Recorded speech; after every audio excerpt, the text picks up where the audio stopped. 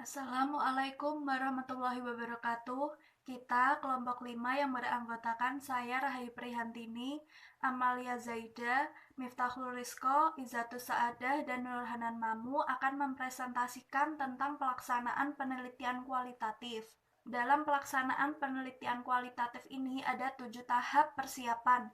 Yang pertama yaitu menyusun rancangan penelitian, yang kedua memilih lapangan, yang ketiga mengurus perizinan, yang keempat menjajaki dan menilai keadaan, yang kelima memilih dan memanfaatkan informan, yang keenam menyiapkan instrumen penelitian, yang ketujuh persoalan etika dalam penelitian. Yang pertama menyusun rancangan penelitian.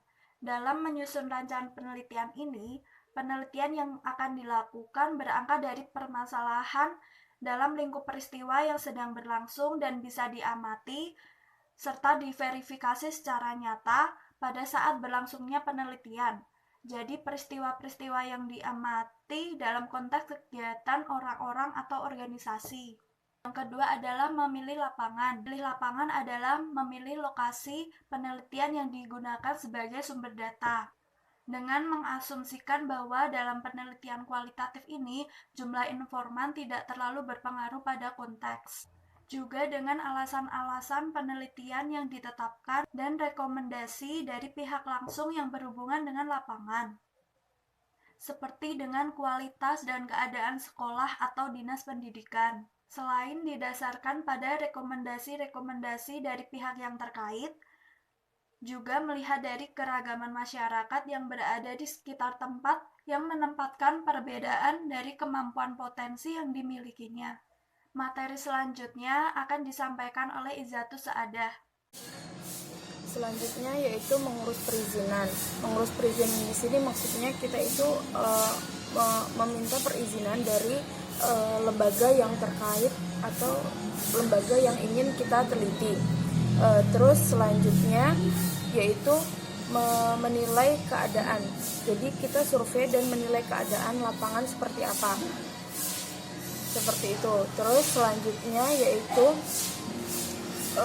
memilih dan memanfaatkan informan. Jadi nanti biasanya dalam sebuah lembaga itu kita diberikan satu informan dari lembaga yang terkait untuk menanyakan apa-apa saja yang ingin kita tanyakan terkait dengan masalah penelitian yang akan kita teliti, masalah yang ada di lapangan tersebut.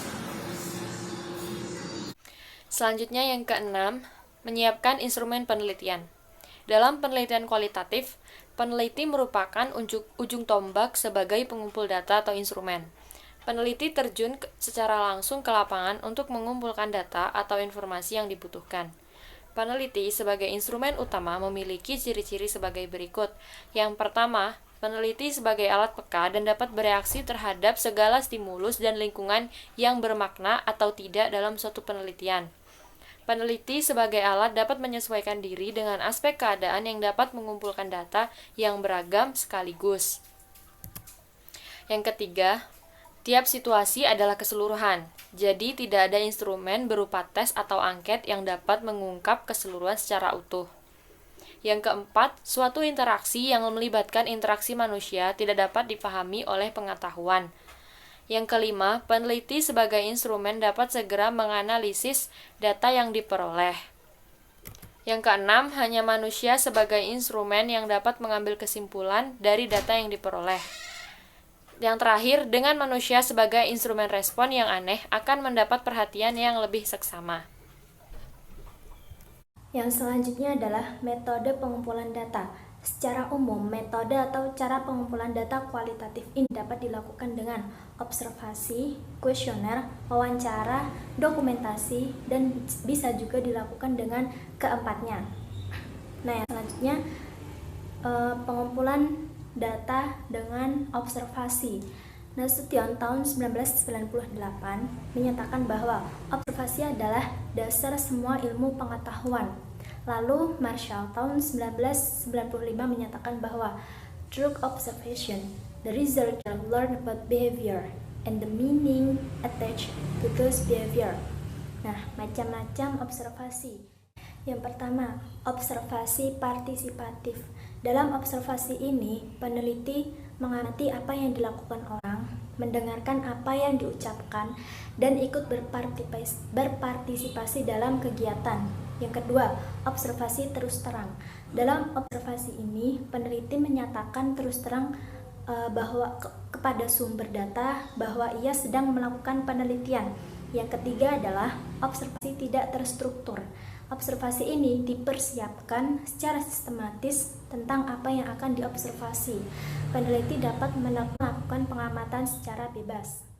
Yang selanjutnya adalah pengumpulan data dengan interview. Interview dapat dibedakan menjadi dua macam. Yang pertama, interview berstruktur. Dalam interview berstruktur, pertanyaan dan alternatif jawaban yang diberikan kepada interviewer telah ditetapkan terlebih dahulu. Yang kedua adalah interview tidak terstruktur. Interview ini lebih bersifat formal. Teknik wawancara ini tidak dapat digunakan untuk pengukuran, mengingat subjek dalam mendapatkan kebebasan untuk menjawab sesuka hati dan pertanyaan yang diajukan interviewer dapat menyimpang dari rencana semula. Kemudian, sementara Burhan Bungin 2006 membagi wawancara menjadi 4 macam, yaitu 1. Wawancara oleh tim atau panel. Wawancara ini dilakukan tidak hanya oleh satu orang, begitu juga yang diwawancarai bisa berapa orang dengan satu wawancara. 2. Wawancara tertutup dan wawancara terbuka. Wawancara tertutup dilakukan dalam kondisi subjek tidak mengetahui kalau diwawancarai, sedangkan wawancara terbuka dilakukan dengan subjek menyadari dan tahu tujuan dari wawancara. 3. Wawancara riwayat secara lisan adalah wawancara terhadap orang-orang yang pernah membuat sejarah atau yang telah membuat karya lainnya. 4. Wawancara terstruktur dan tak terstruktur. Wawancara terstruktur adalah wawancara yang pewawancaranya menerapkan sendiri masalah dan pertanyaan yang akan diajukan. Pengumpulan data dengan dokumen. Dokumen merupakan catatan peristiwa yang sudah berlalu. Dokumen bisa berbentuk tulisan, gambar, atau karya-karya monumental seseorang. Dokumen yang berbentuk tulisan, misalnya catatan harian, sejarah kehidupan, life story, cerita biografi, peraturan kebijakan. Pengumpulan data dengan triangulasi. Dalam teknik pengumpulan data, triangulasi diartikan sebagai teknik pengumpulan data yang bersifat penggabungan dari berbagai teknik pengumpulan data dan sumber data yang telah ada. Triangulasi teknik berarti peneliti menggunakan teknik pengumpulan data yang berbeda-beda untuk mendapatkan data dari sumber yang sama. Peneliti menggunakan observasi partisipatif, wawancara mendalam,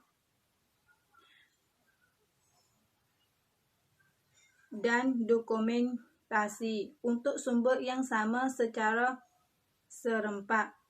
Triangulasi sumber berarti untuk mendapatkan data dari sumber yang berbeda-beda dengan teknik yang sama.